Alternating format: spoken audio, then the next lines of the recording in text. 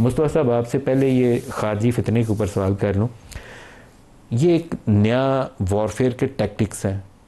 India ने एक तो हमला किया, लेकिन अब पिछले कुछ अरसे से वो टीटीपी को और बीएलए को पाकिस्तान को डिस्टेबलाइज करने के लिए यूज़ करता है, और ये अब तो इंडिया कर रहा है। इससे पहले यही काम, मुझे तो शक है कि ये अमेरिका अफ़गानिस्तान के रास्ते जब वो दाइश वाले पाकिस्तानी बॉर्डर के ऊपर बिल्डअप शुरू हो गया था, तो उसमें सीआईए की अशीरबाद भी शामिल थी, टीटीपी के बाज़ ग्रुपों को भी उनकी अशीरबाद शामिल थी।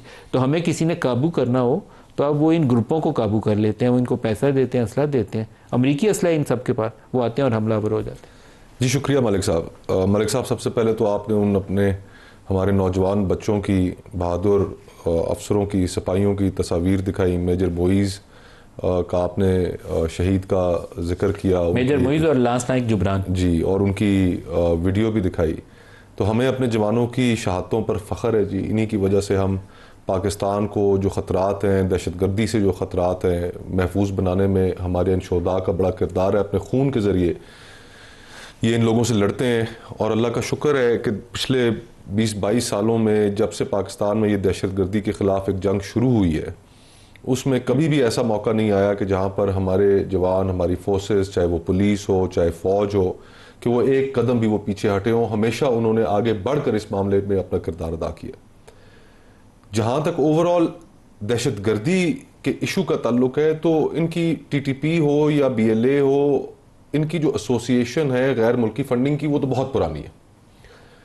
ये गन्स फॉर हायर है। इनको जो मर्जी है इस्तेमाल करना चाहे वो पैसे लगाए और इस्तेमाल करे। और इस ज़िमन में मलिक साहब, जो ओवरऑल आज के दिन की जो एक एनवायरनमेंट बन गई है ना इस दुनिया की, कि जिसमें पूरा इंटरनेशनल ऑर्डर कोलैप्स हो चुका है। वर्ल्ड वॉर 2 के बाद का जो कॉन्स्ट्रक्ट था वो अब ख़त्म हो चुका है। जो एक लिप सर्विस भी की जाती थी ह्यूमन राइट्स और इंसानी हकूक़ की गुफ्तगू, गाज़ा में जो जेनोसाइड हमने लाइव जेनोसाइड अपने फ़ोन्स पर, स्क्रीन्स पर देखा है, उसके बाद तो कोई मॉरल हाई ग्राउंड भी वेस्ट के पास नहीं रह गया, और ना ही ह्यूमैनिटेरियन लॉ हो या ह्यूमन राइट्स लॉ हो या दीगर इंटरनेशनल इंस्ट्रूमेंट्स हो, उनकी कोई वक़्त रह गई है। ये मुसलमानों को ये एहसास दिलाया गया है कि तुम सेकंड क्लास सिटीजन, क्या थर्ड क्लास सिटीजन भी नहीं हो, तुम्हारी तो जान की कोई वक़्त नहीं है, कोई हैसियत नहीं है। जिस तरीके से अभी एड जहां पे डिस्ट्रीब्यूट की जा रही है, वहां पर इजराइल जो जुल्म और बर्बरियत कर रहा है, बच्चों को कत्ल कर रहा है, शहीद कर रहा है, इसकी मिसाल हमने कहां पर दुनिया में देखी? नागजीन कैंप, हॉस्पिटल जी, और एड डिस्ट्रीब्यूशन सेंटर्स, उनके ऊपर अटैक, और फिर उसके अलावा जो गाजा को मलबे का ढेर बना दिया है। तो हम तो एक ज़माने में ये सोचा करते थे कि यार कि एक ये इंटरनेशनल कॉन्स्ट्रक्ट मौजूद है, एक ऑर्डर मौजूद है, उसके अंदर ये चीज़ें हैं। लेकिन अब हम भी जब गैर मुल्की सुफरा से इस्लामाबाद के अंदर मिलते हैं, तो अब उन्हें हम ये ज़रूर ये बात कहते हैं कि जनाब वो वक्त गया कि जब आपके पास एक मॉरल हाई ग्राउंड था हमें लेक्चर देने का, अब आपके पास कोई नहीं रहा। 2002 में आपने अफगानिस्तान की इन्वेजन की, फिर उसके बाद आपने इराक में इन्वेजन की और लाखों मुसलमान वहां पर शहीद हो गए। फिर आपने उसके बाद लिबिया के साथ क्या किया? अब इजराइल, जो सीरिया, यमन के लातादाद मुल्कों के अंदर को अगर आप रफली कैलकुलेट करें, तो मेरे अंदाजे से तो 50 लाख से ऊपर मुसलमान शहीद हो चुका है पिछले इन 20 सालों में, और करोड़ों के हिसाब से बेघर हो गए। तो हमें तो अपनी हकीकत पता चल गई है कि आपने ये जो ढोंग रचाया हुआ था, कि ये ढोंग था क्या और इस ढोंग के मकासद क्या थे। तो इस एनवायरनमेंट में मलिक साहब अब दुनिया चली गई है उस जानिब के जहां पर ये बड़े भद्दे तरीके से आश्कार हो गया है हम पर कि माइट इज राइट, कि जिसके पास ताकत है वो उस ताकत का चाहे जिस तरीके से इस्तेमाल करे, उसे पूछने वाला कोई नहीं है। और इन हालात में सिर्फ वो ममालिक सर्वाइव कर सकेंगे, बच सकेंगे, कि जिनके पास कुछ अपने बचाव का कोई तरीकाकार होगा। शुक्र अल्हम्दुलिल्लाह पाकिस्तान के पास ये जो एक न्यूक्लियर हमारी ताकत है, इसकी वजह से कोई हमारी तरफ देखने की जरूरत भी नहीं कर सकता, क्योंकि कॉन्सिक्वेंसेस का उन्हें पता है। लेकिन जिन मुल्कों के पास नहीं है, उनके साथ क्या हो रहा है? ये पूरे जो मिडिल ईस्ट के अंदर जो खेल रचाया गया, जो ईरान के साथ हुआ, सिर्फ इसलिए कि जी कि अगर आपके पास वो ताकत नहीं है तो हम आपके साथ जो मर्जी कर गुजरेगा, कोई पूछने वाला नहीं है। और इस एनवायरनमेंट में जहां पे इंटरनेशनल ऑर्डर कोलैप्स कर चुका हो, ये टीटीपी हो, बीएलए हो, इनको जो मर्जी है पैसे लगाए और इनसे जो मर्जी है काम आप करा लें। तो हमें शामिल कर लें। आसिफ दुरानी साहब, जो ईरान वाला मामला है, क्या ये आप समझें कि वो जो जंग वंग के 12 दिन थे वो गुजर गए, या ईरान ने इसमें क्या खोया, क्या पाया, इसराइल करने क्या आया था और क्या लेकर गया? मेरे ख्याल में तो डेथ एंड डिस्ट्रक्शन जो है वो हुई है, ईरान में भी हुई है, इसराइल में है, अगरचे उसका प्रोपोर्शन थोड़ा कम होगा, लेकिन बहरहाल जो इसराइल अपने अहदाफ चाह रहा था उनको हासिल नहीं हुए। अमेरिका ये समझता है कि उन्होंने जो है ईरान का न्यूक्लियर प्रोग्राम को ख़त्म कर दिया, ये उनकी गलती है।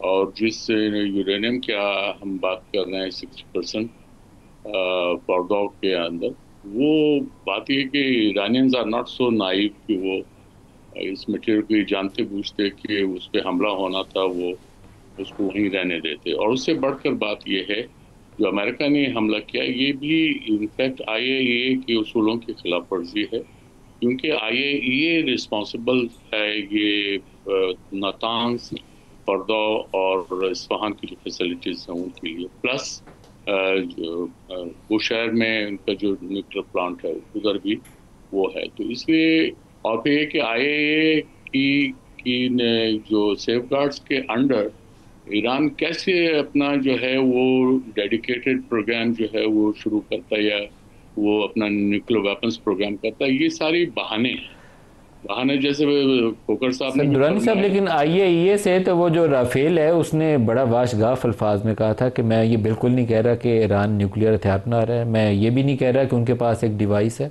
वो ट्रांसपेरेंसी उनकी रिपोर्टिंग में नहीं थी, सिर्फ उसके ऊपर हमने कंसर्न दिया था। ईरान न्यूक्लियर प्रोग्राम की तरफ, अपने एटमी हथियार की तरफ नहीं जा रहा, ये तो उसने कुछ 3-4 दफ़ा दोहरा के कहा, लेकिन अमेरिका ने फिर भी असला हमला किया। और नेतन्याहू तो पिछले 30 सालों से पूरी वेस्ट को कायल कर रहा है कि इसके पास न्यूक्लियर हथियार है, वो कहीं निकला तो है नहीं।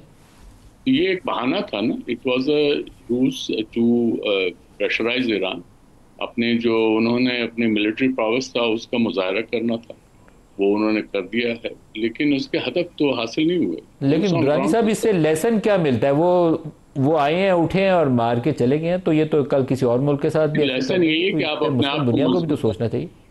लेसन यही है कि आप अपने आप को मजबूत बनाएं, आप किसी और पे जो है रिलाई न करें, डिपेंड न करें, आपको अपने आप को खुद ही आपने अपने पैरों पे खड़ा होना, सबसे बड़ा लेसन यही है।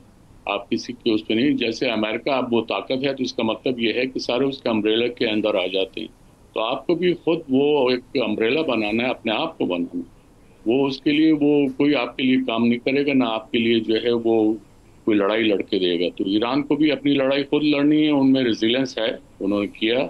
और मेरे ख्याल में ये है कि डैमेज हुआ है। और वो जो इंटरनल रिवॉर्ड की बात कर रहे थे, ईरान के अंदर सिमरिंग वो डिसेंट तो है, लेकिन वो अभी उस तरह से ऑर्गेनाइज नहीं है कि वो क्लर्जी को एक थ्रेट कर सके। और उनके जो ईरानियन अपोजिशन बाहर बैठी हुई है वो इस काबिल नहीं है अभी, हालांकि तकरीबन 9 मिलियन ईरानियंस जो हैं वो बाहर बैठे हैं, उनमें 1.5 मिलियन अमेरिका में रहते हैं, लेकिन उन्होंने अभी तक अपनी ऐसी कोई ख़ास करामात नहीं दिखाई कि वो जिसके तहत वो ईरान को एक अल्टरनेटिव दे सकें। इस वक्त there is lack of alternative, और चूंकि ईरानियंस मैच्योर लोग हैं, 97% लिटरेसी रेट है उनको, इसलिए वो ऐसा कोई सिस्टम नहीं लाना चाहते कि जिससे बाद में उनको पछताना पड़े। उन्होंने शाह को डिपोज किया था, तो उसके बाद भी उनके वो लेसन भी उनके सामने हैं, तो लिहाजा जब आप उनकी बहस में शामिल होते हैं तो ये चीज़ें सामने आती हैं कि उन्होंने ये इस इनकलाब में लेसन लर्न किया है, और वो लेसन लर्न ये किया है कि there has to be a viable alternative. Right now that is missing. Ji.